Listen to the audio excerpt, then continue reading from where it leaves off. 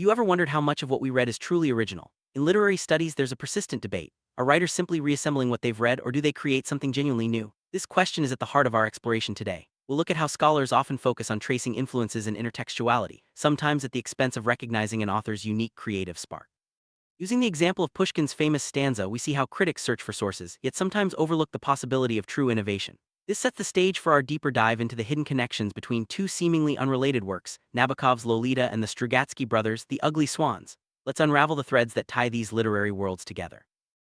Now let's look at the fascinating parallels between Nabokov's Lolita and the Strugatsky's The Ugly Swans.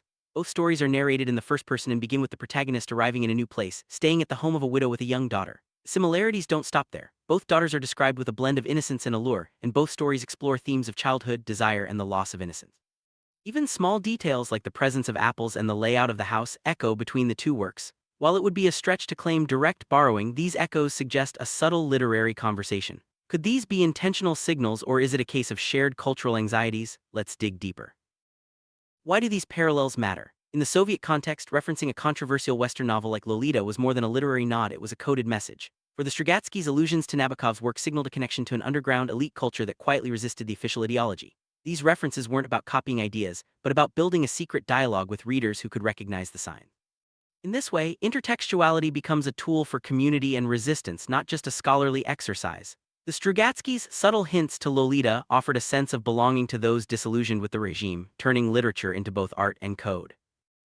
As we wrap up, let's reflect on what these hidden connections reveal. Literary influence isn't just about tracing sources, it's about understanding how references function within a new context. The Strugatskys didn't simply borrow from Nabokov, they transformed his motifs into something meaningful for their own time and audience. Their use of intertextuality was both a creative act and a subtle form of dissent.